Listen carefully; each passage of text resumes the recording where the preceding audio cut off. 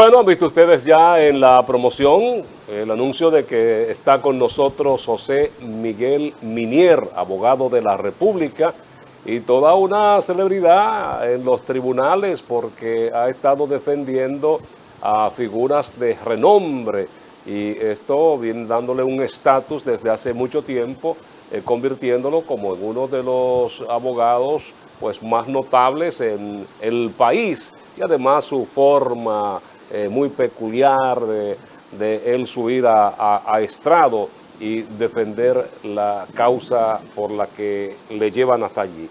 José Miguel, buenos días, qué gusto tenerte por aquí. No, el placer es mío estar de nuevo, me siento en casa aquí, gracias por invitarme. José Miguel, antes de nosotros meternos en los temas gruesos y de mucho impacto en estos días de Odebrecht, de caso Antipulpo, hoy hay un tema que es tendencia en todos los medios y es lo del rapto de la niña del hospital San Lorenzo de Los Minas. Las personas involucradas, se habla de que el código que tenemos, prácticamente la pena que le caería a esas personas sería mínima por incurrir en un acto como eso. Se habla de 2 años. ¿Qué establece el código para un caso así? Mira, lo que pasa es que tenemos un código de principio de 1800 y pico del siglo XX, imagínense ustedes, y no ha habido forma de actualizar ese código. Mire cómo está hace alrededor de más de 20 años está la modificación del código. Entonces, al no actualizarse, porque se ha ido incrementando, porque eso, cuando se creó ese código, que es el código napoleónico de Francia, fue traducido aquí. Imagínate, eso era ni soñarlo de hablar de un rapto, de un secuestro, de delitos cibernéticos, cuando se andaba en carreta en esa época. Entonces, de la única manera es que se apruebe el código, aumentar la pena en cuanto a actualizar esos tipos penales a lo que es la realidad actual del día de hoy. Esa es la realidad, porque no se puede pensar, si un delito prácticamente era extraño en esa época, que tuviera 20, 30 años. Eso, entonces las penas se ponían de acuerdo a la movilidad del delito, de lo que se hacía día a día. ¿Cuál sería lo máximo que se le podría cantar por extraer un menor sin permiso a una persona? Yo tengo un defecto, no sé, que yo no memorizo ni artículos ni pena. Yo lo busco, tú ves, y ahí, no, si te digo una pena, cuál es la pena mínima y la máxima, te podría cometer un error en Aunque sea Minier un caso que no esté tipificado en el código, sí por los agravantes o las agravantes, podría sí un cúmulo de pena. Ah, eso es otra cosa, con la agravante. Por ejemplo, recuérdese de un caso del sur, creo que, de a uno que le cantaron 20 años de un machete y eso, pero fue de un robo. Sí. 20 años, pero fue de noche, con escalamiento, que hubo un agravante. Un intento de homicidio luego. Sí, entonces hay que ver. A mí no me gusta opinar mucho de cosas que no sé, yo no me he visto muy pocas cosas en la prensa de eso. ¿O vamos a hablar de lo que usted No, pero espérate, antes de sí, porque vimos que Minier está preparando el relevo ahí. Vimos a su hija que también estuvo en estrado. Sí. Tiene ya mucho tiempo ella, porque oye, ver una persona joven en temas de tanta profundidad y de tanto, diríamos nosotros, responsabilidad, compromiso, subir a estrado una joven como ella, pues esto llama la atención. Sí, no, ella tiene 2 maestrías en la Sorbona de París, una maestría en Derecho Administrativo y otra maestría en Derecho Constitucional, y está trabajando en la tesis doctoral. Ella está trabajando sobre la prueba y la inteligencia artificial, algo muy novedoso ahora mismo, de lo que viene. ¿Qué pasa con ella? Ella se graduó, ella tiene alrededor ya de 5 o 6 años de graduada. Entonces ya ahí está fajada. Sí, la veo parlando un francés muy fino ahí. Ya usted como que para dejarla. No, es relevo, eso es importante. Lo más importante de lo que ella planteó es una realidad, que Camacho hizo una objeción, es que el Ministerio Público se ufana porque ellos son, es pirotecnia que hacen, que ellos dicen con un espectáculo de fuegos artificiales y la sociedad se deslumbra con ese brillantez de los fuegos artificiales. Cuando ellos le dicen a la sociedad y le dicen a los jueces, como lo dijo ahí reiterativamente, que en los casos de corrupción ellos deben sobreprobar. Entonces, ella lo que le dijo, que es los franceses, que el que sobrepruebe porque no tiene prueba. Porque tú nada más necesitas una sola prueba, tú no necesitas ni 10, ni 20, ni 30, ni 100, ni miles, como dicen ellos. Entonces, esos son bultos del Ministerio Público. Entonces, ella le habló diciéndole que lo que plantean los franceses sobre eso. Entonces, él le hizo objeción que estaba hablando en otro idioma y ahí ella misma, no sé, de una muchacha tan joven, en ese litigio de alto impacto, sale y te lo voy a decir en buen dominicano. Y ahí fue que ella le hizo la traducción. Bueno, y como los dominicanos no nos gusta mucho discutir con mujeres, hay un gallito para Jenny. Un gallito para Jenny. Mire, el Ministerio Público en este momento ha recibido muchas críticas, porque no solamente los casos en los que usted está involucrado como abogado, sino en muchos otros se ha agotado el tiempo que establece la legislación y no terminan de presentar las pruebas. ¿Es realmente ustedes incidentan los procesos a propósito para llegar a esto? ¿O es que el Ministerio Público no está siendo eficiente en su función? Mira, ahí hay, se le ha vendido con un trabajo bien diseñado mercadológicamente que todos los problemas son de la defensa técnica, que dilatan los procesos, y es una falsedad. Solamente hay dos problemas en la justicia. Quien dirige la audiencia, quien tiene la policía de la audiencia es su juez.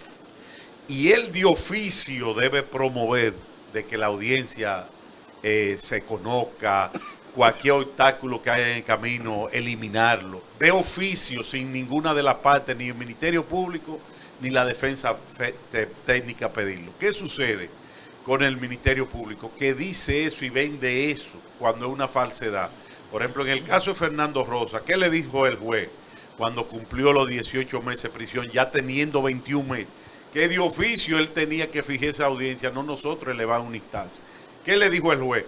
Analizó audiencia por audiencia y le dijo, todos los aplazamientos son culpa del Ministerio Público. Entonces le venden a la sociedad que el malo de la película, el bandido de la película es la defensa técnica, los abogados de la defensa, cuando es una falsedad, por una sencilla razón. Cuando ese caso de Fernando, la primera audiencia se presenta, vamos a audiencia, ¿por qué se aplazó? Porque no le notificaron la prueba a los ministerios públicos. Si el Ministerio Público fuera diligente, ¿qué es lo que hace? Le dice a la secretaria de ese tribunal, deme a mí el requerimiento que yo voy a buscar algo así y le voy a notificar, poner en condiciones al tribunal. Pero peor aún, cuando se notifica, entonces notifican pruebas incompletas, que falta prueba, porque faltaban pruebas. Después notifican una memoria que no abre. Entonces todo eso aplazamiento es culpa del ministerio. Hubo una audiencia que ya teníamos 8 audiencias o 6 que no le habían notificado a un imputado la memoria. Entonces es una falta del Ministerio Público y se lo venden a que la defensa técnica. Entonces, ¿qué es lo que sucede con el Ministerio Público? Una sencilla razón. Para ellos ya ese caso, y todos los casos, megacasos, como ellos le llaman, ya ellos cumplieron. Con Jean Alain duró 18 meses preso, Fernando duró 21, aunque siguen presos con arresto domiciliario. Porque el código lo que establece, el 241, es cese de la prisión preventiva. ¿No entra en ilegalidad esto cuando se cambia la medida de cárcel a llevarlo hasta la casa? Debería ser una ilegalidad porque lo que eso, tú usas el término correcto, lo que hay una variación de la medida, y el código lo que establece es cese. Cesar quiere decir que finaliza la prisión. Entonces lo que debe ponerlo en libertad pura y simple. Yo me imagino que algún día esto tendrá que resolverlo el Tribunal Constitucional, porque eso no puede ser. que una persona tenga un caso 3 años, porque es una pena anticipada. Por ejemplo, ahí ustedes ven que por suerte, en ese caso, hay un apellido Muñoz, Santiago, que usted ve que de los 4 que llegó a un acuerdo, dio un apartamento en Punta Cana, que ese supuestamente era el testaferro de Alexis Medina. Llegó a un acuerdo, regaló, se lo quitaron, o sea, a la luz de día, sin antifaz, el Ministerio Público. Para salirse de eso, él dirá, yo voy a este apartamento 3, 6 veces al año, déjame quitarme este calvario al que me devuelvan todo lo mío. Y sin admitir la culpabilidad, los hechos que le imputaba el Ministerio Público de ser testaferro, llega un acuerdo del Ministerio Público violando el principio de legalidad. Porque tú no puedes llegar a un acuerdo sin admitir la culpabilidad, lo que dice. Entonces eso va a haber problemas, vamos a ver lo que va a hacer ese juez cuando tenga que decir si valida o no valida. Que en buen derecho debe decir que eso es nulo, darle un nuevo lugar a ese imputado y devolverle ese bien inmueble a ese imputado. ¿Y de qué? Por ejemplo, el caso de Pagán, que es el que más ha trascendido, ahí se ve que él se asume como culpable. No, es bueno que... Aclaremos eso. Es bueno que se sepa. Por ejemplo, pero antes de hablar de Pagán, porque para que no... hay de ese expediente se le puso el nombre antipulpo porque supuestamente Alexis era el pulpo. Tenía un obstáculo en cada una de esas instituciones del Estado. Por ejemplo, en el caso de Fernando Rosa, está ahí en ese expediente para poder traer a Magali Medina, porque como Fernando era el presidente de FOMPE, tenía, ¿cómo ponen a Magali solo? Que era el hermano de Alexis, es el hermano de Alexis, sin traer al presidente del FOMPE. Involucran a Fernando. A todos esos coimputados, el Ministerio Público depositó acta de interceptación de teléfono, transcripción de la conversación, menos de Fernando Rosa. ¿Por qué? Porque él nunca tuvo ningún vínculo con Alexis, ni siquiera conversaciones con Magali, menos que sea la rutinaria de los trabajos diarios de FOMPER. Entonces, ¿qué pasa con Pagán? A Pagán le dicen lo mismo que le dicen a Fernando, que era el vínculo con FOMPER. A Pagán en la OISO. Yo ese día no estuve, pues tenía audiencia aquí en Santiago, no estuve allá, pero lo vi en el noticiero. ¿Qué dice Pagán? Yo le doy un consejo a los nuevos funcionarios actuales de que no cometan el error que yo cometí. Yo actué mal, pero sí debo decirle, magistrado, al juez, dirigiéndose al juez es que yo no hice negocio con Alexis, ni recibí dinero de Alexis. Y con ese imputado era que iban a aprobar lo de Alexis. Imagínense ustedes. Entonces, hay que ver cuando salga a la luz pública el acuerdo, que se valida, a ver qué fue lo que dijo. O sea, él dijo algo, disculpe, él dijo algo, Alexis, que aquí se ha rumorado, que es un poco la situación de Fernando. Y Pagán dijo, fui utilizado. Yo no, él ciertamente, yo no tuve ningún acuerdo con Alexis, pero dice, fui utilizado. Y aquí se ha dicho un poco eso, que lo de Fernando tal vez haya sido eso, que haya sido utilizado por el pulpo y sus tentáculos. Respóndanos eso después del café. Sí. Y a eso le podemos agregar de que se le ofreció el negociar con Fernando para inculpar a los demás. Café Santo Domingo, lo mejor de lo nuestro en estas 3 presentaciones, Suardí, Perla Roja y Gran Sierra. Cultivado desde Rancho Arriba hasta la Cordillera Central. Café Santo Domingo, lo mejor de lo nuestro. Lo primero es que en materia penal, y la Constitución lo establece, que los hechos son personales. Los hechos son, por eso se habla de la personalidad de la persona. ¿Qué dueño de sus actos? ¿Qué dueño de los actos? Por ejemplo, un acto que comete un hijo mío a mí no me puede, que sea mayor de edad, no puede decir que yo soy papá, yo soy responsable. Es una irresponsabilidad de Pagán decir que a él lo utilizaron. Es una total irresponsabilidad. No voy a poner complicidad, puede haber. No. Entonces hay que someter a quien lo mandó como autor intelectual de ese hecho. Y él como asesorio, como intermediario, es así, como cómplice, porque el código de nosotros, al ser tan viejo, solamente existe autor y cómplice. Entonces, ¿qué pasa?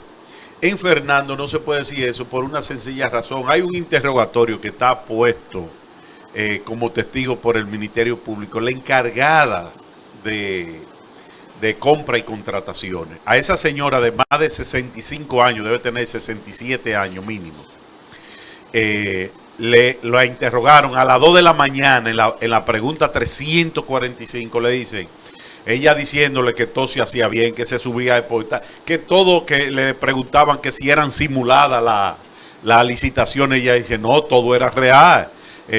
Entonces le dice Camacho y Wilson, eso está en la mano de Dios, no se dice. En la página, en la pregunta 345, ¿qué le dice Camacho y Wilson a esa señora? Juana de los Santos, y en la memoria no me traicione, que se llama. Le dice, pues entonces nosotros vamos a tener que ir donde el juez para que suelte a Magali y suelte a Fernando y la meta presa a usted porque usted es la responsable de todo. Oiga, qué extorsión a las 2 de la mañana. Entonces, ¿qué dice ella? ¿Y quién soy yo para hacer eso? Yo lo único que cumplía con lo que establece la ley de compra y contrataciones y el reglamento interno de FOMPE. Entonces, todo ese expediente, como se han caído lo de los tucanos, lo de los tres brazos, porque quieren echarle la culpa a Jean Alain, y eso es falso. Este Ministerio Público, que entre comillas hablan independiente, que nada más en el título de campaña del gobierno central y actual, es todo tan nombrado desde el 2004, cuando Leonel Fernández ganó, todo sin excepción, a excepción de lo que se estudiaron y se prepararon y se graduaron en la escuela del Ministerio Público. Después todo tan nombrado, todo, Jenny, Camacho, todo, desde el 2004, y quieren decir que es el Ministerio Público anterior a Jean Alain. No, ese Ministerio Público son los de Domínguez Brito, lo de Radamés Jiménez, lo de César Pina Toribio, lo de Rodríguez del Orbe, son lo mismo, solamente, y esa misma errores que cometían anterior son lo mismo que están cometiendo ahora, por una sencilla razón. En el caso de Fernando, ellos dicen que tiene enriquecimiento ilícito, que lavado de activos, y lo único que ponen es un edificio que hay en la Fello Vidal, donde sí, tiene como 6 o 4 locales. Sí. Eso lo compró Fernando a Oliver Díaz en el 2008. Y Oliver Díaz, que en paz descanse, hasta cliente mío, amigo mío, el que me enseñó a montar bicicleta a mí, él lo compró en el 2008. La acusación es del 12 al 20. Y eso, ¿cómo se da un lavado de activos y un soborno de Alexis cuando esos son 4 años anteriores? Eso nada más está en la mente enferma de ese Ministerio Público. Entonces, eso, cuando ese juez diga aquí no se subsume esa acción en el tipo penal del abogado, porque nosotros depositamos el título, el contrato de acto de venta, es para eso. ¿Cómo puede ese juez validar eso y decir que hay lavado de activos, que a Fernando va a ir a juicio de fondo? Eso es imposible. Ese expediente con Fernando Rosa, pero no puedo hablar de los otros, es una estafa a la sociedad. Una estafa a la sociedad, y ustedes lo pueden ver en la carta de Miriam Germán Brito, que le dirigió ya cansada de tanto a reunirse con ellos y ellos atropellando a fiscales, jueces, sociedades, a todo el mundo. ¿Qué hace? Invito a la sociedad dominicana a que lean la entrevista que le hizo la directora de Diario Libre el 17 de enero, donde ella se siente sola en la Procuraduría, porque ella, siendo la procuradora, aquellos son una tendencia aparte, que lo que ellos son los procuradores, lo que ellos hacen, y donde ella admite que la filtración de que sale en la prensa sale desde la Procuraduría. Eso es vergonzoso, que un funcionario que debe velar por la sociedad, por todos los intereses de todos los ciudadanos de una sociedad, solamente esté velando por el interés de un grupito de periodistas y le filtra eso para que tengan mayores teleaudiencias, mayores radioaudiencias, mayores en las redes y nadie de lo que se beneficia le critican eso. Entonces yo creo que la participación ciudadana, FIJU, la Fundación Justicia y Transparencia deben hacerle un llamado y respaldar esa entrevista y es lo que ella dice en esa carta a Miriam Germán Brito, que hay que ponerle un corte a eso. Hay una percepción de que hay dos procuradoras general de la República. De hecho es así. Claro que sí. El problema es que el error lo cometió el presidente actual, cuando en un mismo decreto y en el Palacio Nacional la juramenta a los dos juntos, cuando eso es una aberración solamente para buscar muy buena percepción, aumentar en las encuestas. Claro, desde que nació esa Procuraduría nació mal, desde ese decreto y de esa juramentación, porque que un capitán no puede haber dos barcos, y eso está demostrado, que un barco que tiene dos capitanes choca con los arrecifes, y eso es lo que ha pasado en la realidad.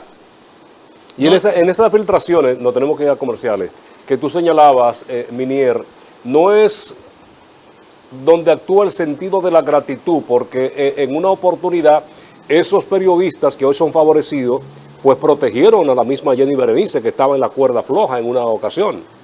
No es una forma de reciprocar, de mantener ese sentido de la gratitud con ese grupo. Hay dos formas, esa es una, y la otra es de ella hacerse la graciosa y buscarse, agenciarse el apoyo de ese grupo de la sociedad civil, que entre comillas son los más serios que todo el mundo, son los únicos impolutos de esta sociedad. Entonces tú te ganas el favor de ese grupito, aunque tú no te hayan apoyado, porque hay otro grupo que lo ha apoyado y otro que no, que ella quiere ganárselo para ella. ¿Tú ves? Sí, totalmente de acuerdo. Es una forma ella decirle, bueno, ustedes me apoyaron en los momentos difíciles cuando yo quería seguir siendo fiscal de distrito y porque ya se venció el plazo, tenía vencido, me mandaron para una corte y ustedes me apoyaron criticando el concurso y todo eso. Le dé eso, es una forma, claro. José Miguel Minier está con nosotros, abogado de la República y al frente de algunos de los principales casos que se están ventilando en los tribunales del país. Con él regresamos después de publicidad.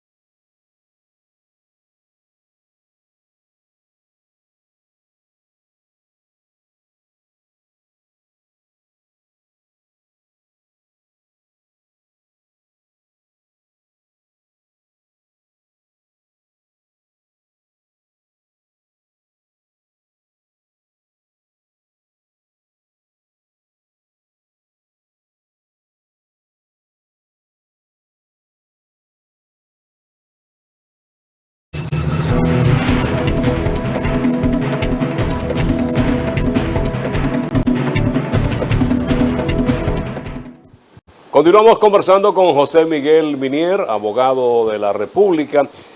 Minier, nosotros vimos en procuradurías anteriores que subían a estrado, pero doña Miriam nunca la hemos visto en esos escenarios ahí desde su función como procuradora.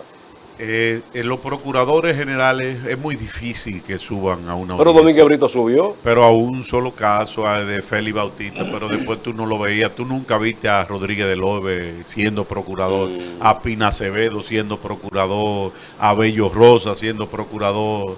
Eso es muy raro. Lo que pasa es los procuradores que suben, por ejemplo, generales, debe ser a un caso muy específico en esos casos. Sí, eso no se tilda.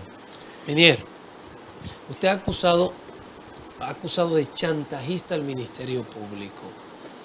¿Qué es lo que ha pasado?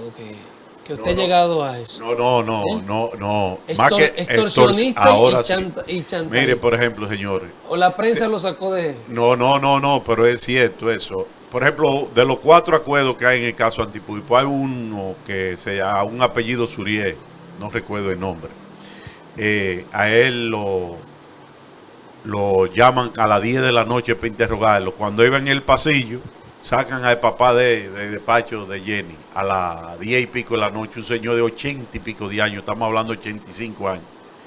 Y desde que le entra le dicen, si tú no llegas a un acuerdo, es a tu papá que voy a trancar. Imagínate tú, ¿qué tú vas a hacer? Pero ¿y eso se utiliza todavía en este siglo? No, pero eso es ahora, ahora. Pero óyeme, a todos esos funcionarios es lo mismo. Óyeme, a Fernando le han mandado mensajes con todo el mundo. Y es lo único que le ha dicho. Pero es que yo no puedo llegar a un acuerdo de hablando mentiras. Lo que han hecho esa gente solamente para salvarse el pellejo. Porque si tú tienes pruebas de que tú eres vinculante, tú no tienes que extorsionar. Entonces ustedes van a ver en el juicio de fondo, cuando esos testigos en un contrainterrogatorio que lo agarre el abogado de la defensa de cualquier imputado que lo estén imputando, cómo lo va a demoler y esa persona va a caer presa por perjurio si habla mentira. Por una sencilla razón, ustedes vieron en un caso de La Vega, de una señora que en primer grado dijo que fue testigo ocular de un homicidio. Le pusieron 20 años a la persona. En la corte la demolieron en el contrainterrogatorio y a esa señora la condenaron a 20 años. Ahí está cumpliendo condena.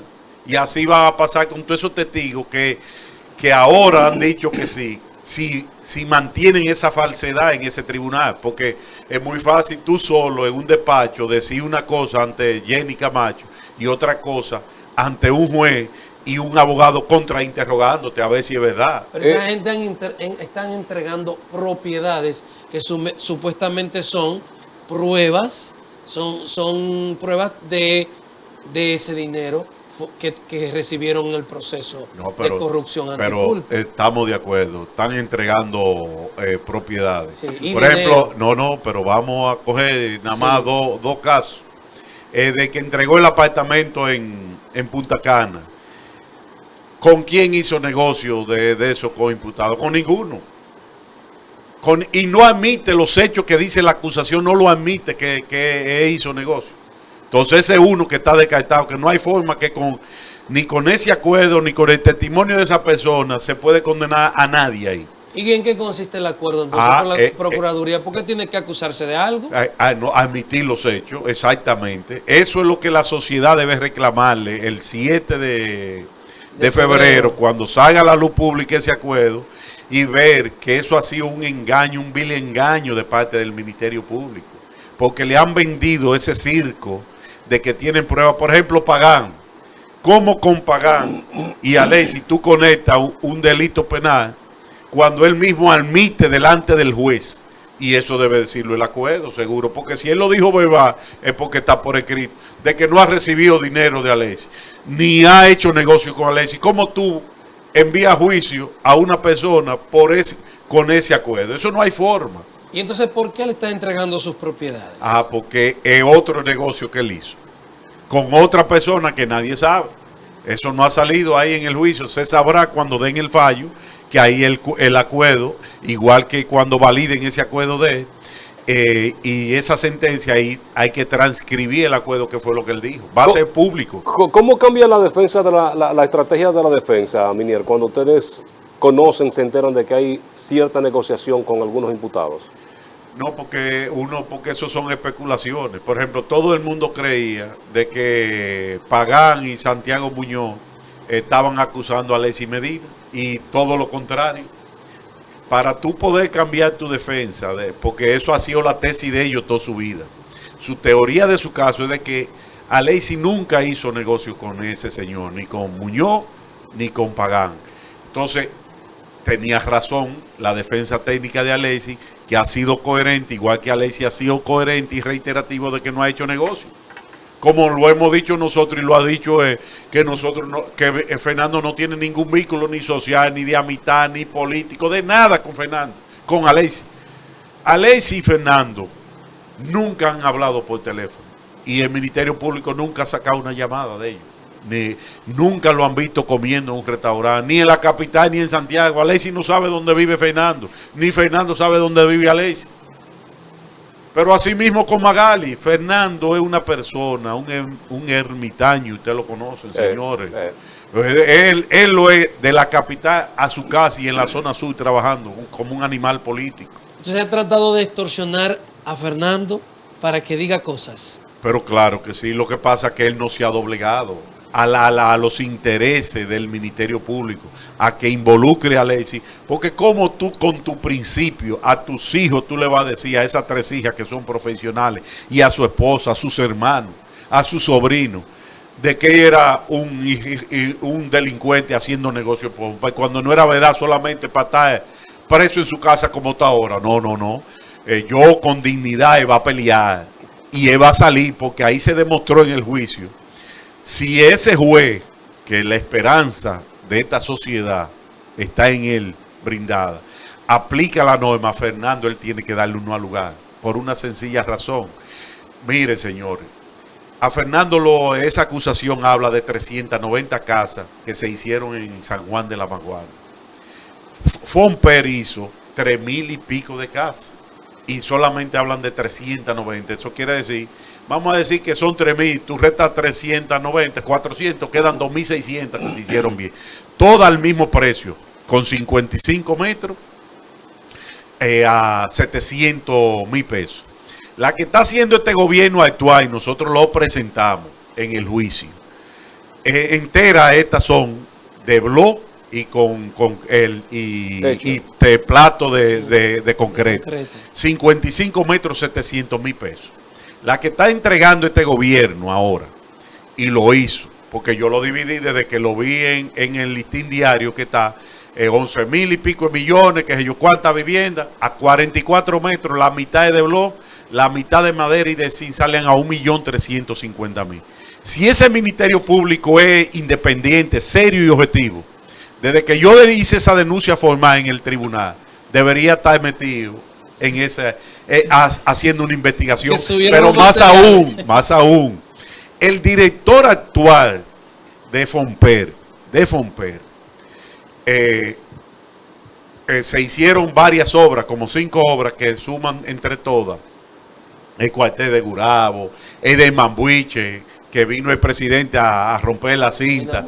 Todo fue por 115 millones de pesos. Ustedes buscan, y se la voy a mandar, el pliego de condiciones para terminarla, que está, todas las obras estaban en más de un 85, y hubo una que estaba en un 95.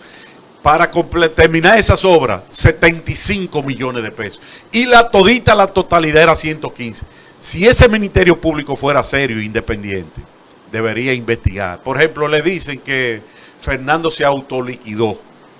Tanto la Cámara de Cuentas, ese sello gomígrafo del Ministerio Público, como el Ministerio Público Independiente, entre comillas, que Fernando se autoliquidó. Y fue este gobierno actual, este nuevo director, que ese nuevo director, le decía yo al juez y al ministerio, debería ser sometido por cómplices de una asociación de malhechores entre Fernando y el nuevo director de que lo liquidó. Y ellos le hablan a esta sociedad de que él se autoliquidó, y eso es, pero más aún, ellos en la acusación ponen y entren a la página de participación ciudadana, en la página 30, que ellos hicieron un resumen de las 3.500 páginas en 50 páginas y lo dicen que no había necesidad de hacer 3.500 porque son bultos, es un bulto. ¿De qué acusan a Fernando? De botellas militares, 38 botellas de militares que cobraban. Ahora esos mismos 38, hay 37, debería estar sometido el director. Entonces es una falsa.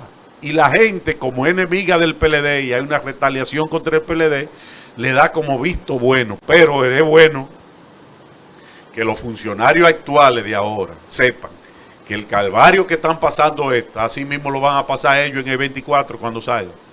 Así mismo, este mismo Ministerio Público Independiente, después no pueden decir que es una retaliación política, porque ellos están felices y contentos con lo que está pasando ahora. ¿Cuál es la fecha tope para que concluya el juicio? No, ya el juicio ya concluyó en la etapa intermedia. Sí, la etapa intermedia concluyó. El día 7, el juez va a dar el fallo en dispositivo y en 20 días más lo da íntegro por escrito. Para ya un juicio de fondo. No, hay dos vertientes. Solamente puede acoger parcialmente la acusación, puede cogerla totalmente la acusación, puede a algunos imputados darle no al lugar, puede variar calificaciones, de quitarle calificaciones y enviarlo a juicio con menos calificaciones, o puede cogerla totalmente. Hay que ver lo que decide el juez. En el caso de Fernando, nosotros entendemos que hay que darle un no al lugar si se aplica la norma de verdad. Esta presión a Fernando Minier es porque no hay suficientes evidencias, pruebas para que sean condenados. El problema es para que usted lo entienda en la sociedad. Es muy excelente pregunta. Por ejemplo, hay un peritaje de la Cámara de Cuentas que supuestamente hay irregularidad en Fomper. ¿Qué hacemos nosotros como defensa técnica? Le solicitamos al Ministerio Público en la etapa preparatoria que nos nombre un perito, porque es el fiscal que nombra el perito a la parte, para ejercer la debida contradicción de la prueba, el debido proceso de contradicción de la prueba. ¿Qué hace el Ministerio Público? No niega eso, no lo hace. Cuando presenta acusación, le pedimos a este juez que nosotros lo solicitamos, no nos lo nombraron, como ahora en juicio, es al juez que le corresponde que nos lo nombra. No lo nombró. Hicimos un contraperitaje y el peritaje, como hay dos peritajes, son legales los dos. Pero el reglamento que hay de la Suprema Corte de Justicia de manejo de la prueba en la etapa intermedia, dice el artículo 7, que para enviarte a juicio en un auto, la prueba debe ser legal, los dos son legales, debe ser pertinente, relevante y útil. Cuando él analice esos dos peritajes, ¿qué va a decir? Pero el contraperitaje dice que es todo lo contrario y nosotros tenemos miles de pruebas con anexo. El de la Cámara de Cuentas no tiene ningún anexo, solamente lo que le dijo el Ministerio Público en la instancia, ellos lo certificaron. Entonces, ¿qué debe decir? Ese peritaje de la Cámara de Cuentas es legal, pero no es pertinente, no es útil ni relevante para sostener una condena, no debe pasar, porque el proceso penal se establece por etapas. Hay una etapa preparatoria, hay una etapa intermedia que es la que estamos, que si no hay forma de prueba directa, que ese juez vea que con esa prueba se puede condenar, no debe pasar de esta etapa. En el caso de Fernando, están todas, por ejemplo, de lavado de activos, del edificio de la Fello Vidal, se demostró con prueba de que fue en el 2008 y la acusación es de 2. Entonces, ¿cómo tú envías juicio a Fernando cuando no hay ninguna prueba que lo vincule a ningún ilícito penal? Minier, si el informe de la Cámara de Cuentas es legal, ¿por qué usted alega que van a caer presos los miembros de la Cámara de Cuentas? Sencillo, por toda la falsedad que ellos cometen ahí. Por ejemplo, ellos dicen en ese informe que Fernando se autoliquidó, cuando es falso. Hay un reglamento interno que lo dice, y entonces a ese presidente de esa Cámara de Cuentas, si en este país las instituciones funcionaran y esa ONG de la sociedad civil no tuvieran parcializado con el gobierno actual, con ese querella que tiene por acoso sexual, fuera en Europa o Estados Unidos, tuviera que renunciar en el acto. El director ejecutivo de la fiscal de Nueva York lo acusaron de no va a formar de una denuncia de acoso y él renunció al otro día desde que salió en la prensa. Si hubiera sido serio y se respetara, con esa querella formal, él tenía que renunciar porque ya él no tiene credibilidad en nada de lo que sale de esa Cámara de Cuentas a partir de esa querella formal. Entonces él cometió una falsedad y los demás miembros de esa Cámara de Cuentas y todo el que lo firma. Y cuando esos vientos, no me cansaré de decirlo, porque ahora tú le pones una querella formal y pasa como ha pasado con esa denuncia de acoso. Si fuera un infeliz estuviera preso, pero como es el que le valida todo lo que pide el Ministerio Público, ni lo han interrogado. Esa es la independencia y la objetividad y la imparcialidad del Ministerio Público. Bueno, con la anuencia de los televidentes y de Minier, hacemos un último corte en este conversatorio y ya regresamos con los minutos finales. Quédese ahí.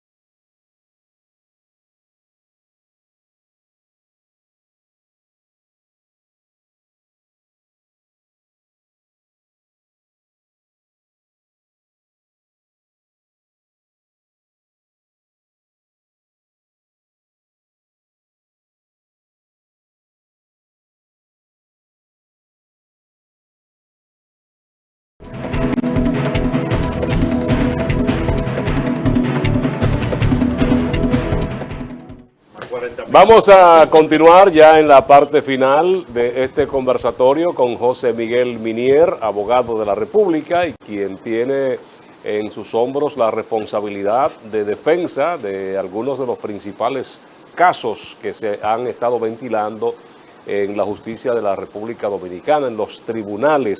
¿Ha sido un mal precedente estos cambios de medida de coerción que ha habido para el Ministerio Público? Aparentemente no ha estado en capacidad de poder responder a toda esta actuación mediática que ha habido, porque todo se conecta, José Miguel.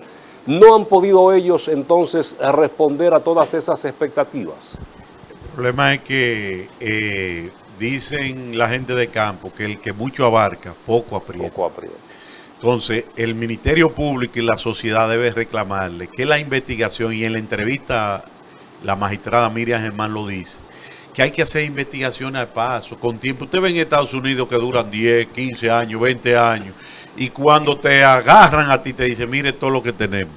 Usted se jodió, tú llegas a un acuerdo, por eso es que allá el 90% hay solución alternativa de los conflictos, porque se cogen el tiempo. Aquí, este Ministerio Público te tranca para investigar. Entonces, cuando llega, por ejemplo, en los casos ordinarios son 12 meses, o en lo complejo como es el antipulpo, son 18 meses, ya hay que soltarlo porque el código establece la medida de cohesión. ¿Para qué? Para que no se entorpezca la investigación, para preservar pruebas. Entonces se supone que en 18 meses tú ya tienes que haber recolectado todo. Entonces esa persona ya, tú presentando acusación no puede entorpecer la investigación porque ya se terminó, ya tú presentaste acusación.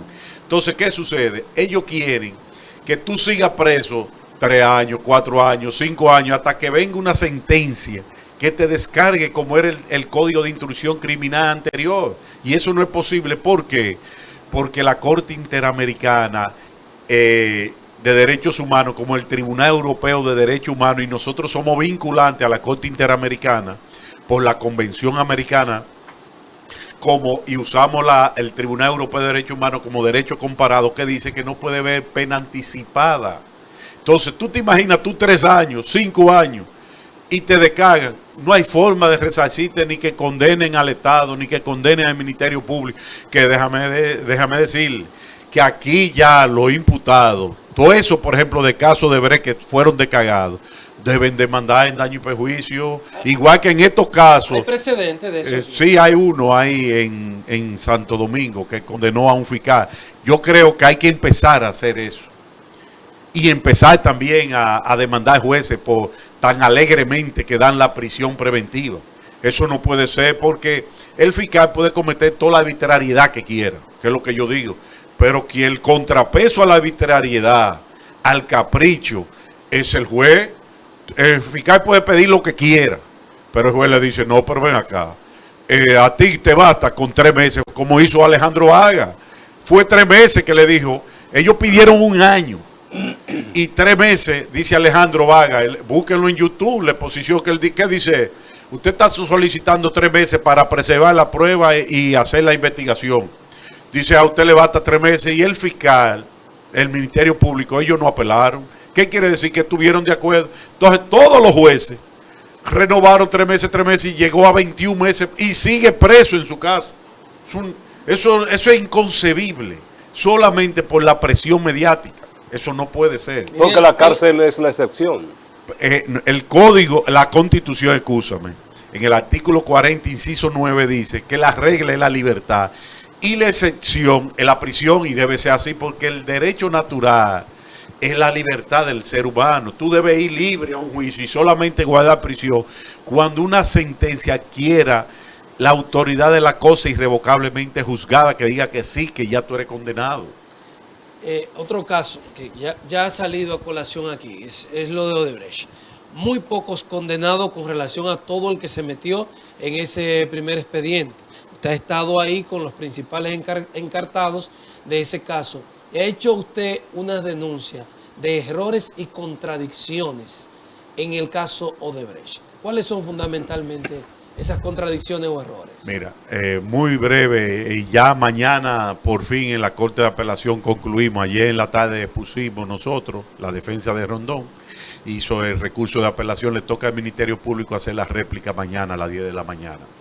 Por ejemplo, a Rondón, cuando le dieron prisión preventiva en mayo de 2018, acusaron acá a 13 personas de que había sobornado. El Ministerio Público archiva 7. Presenta acusación, entonces agrega a Chubaque, el actual ministro, le da el juez de la instrucción no al lugar, y dice el auto de apertura a juicio que hay 4 que supuestamente puede haber vínculo de soborno, que es Andrés Bautista, Tommy Galán, Roberto Rodríguez y Víctor Díaz Rúa. Cuando vamos al juicio de fondo, a esos 4 lo descargan por soborno, que no hubo soborno. Y a Rondón lo condenan porque recibió dinero de la oficina estructurada de Odebrecht. ¿Qué pasa? Y que eso es, y lo condenan por soborno porque eso es dinero ilícito. Entonces, ¿qué sucede? Ustedes pueden ir a la sociedad, a Plaza La Ama, a Corripio, a comprar un televisor y le dicen, señor, yo quiero que me den la constancia de que usted pagaron los impuestos en la Dirección General de Aduana, los impuestos de ese televisor. Yo no quiero problemas de que me vaya y me lo quite, de que a quien yo le compré no pagó. No, esta gente son serios. No, búscame gerente. Es gerente, ¿qué lo va a decir? No compre nada, nosotros somos más serios que usted. Usted se imagina que Odebrecht en ese momento era de las 3 compañías más grandes del mundo, de la 1 o la 3. Que Rondón le diga, dígame de qué compañía que usted me están pagando a mí. Ustedes reportan eso a Impuesto Interno de Brasil. Es una loquera. Entonces, para haber lavado de activos, el dinero tiene que provenir de una actividad ilícita. ¿Quién es el único cliente que tenía Odebrecht? El Estado Dominicano. Entonces, el Estado Dominicano hacía negocio ilícito. Eso, óyeme, eso no hay forma de que en la Corte se mantenga esa decisión, porque la ley de lavado de activos, la 7202 por la que él está acusado, debe haber un crimen precedente, un delito precedente. Y el delito precedente que ahí le pusieron es recibir ese dinero para sobornar.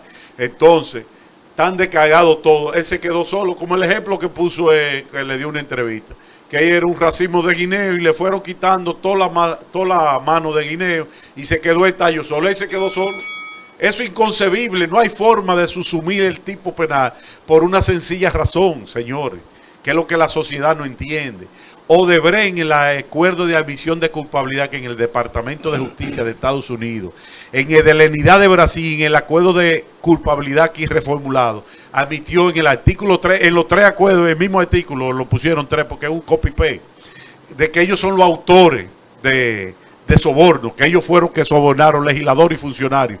Y esa sentencia del primer tribunal colegiado, la acusación lo acusa de ser intermediario y lo acusa de autor. Eso no es posible. Eso no es posible. Bueno, pues gracias a José Miguel Minier por habernos dado parte de su tiempo y conversar sobre estos temas que ocupan la opinión pública. A ustedes, gracias por la sintonía. En nombre de Lenis Tejada Betancourt, Adalberto de León en la producción general, Frank Rodríguez y el equipo que conforman las mañanas del 55, agradecemos su sintonía. José Miguel Minier, abogado de la República, ha estado compartiendo con nosotros. A ustedes las gracias y continúen con la programación de Super TV 55.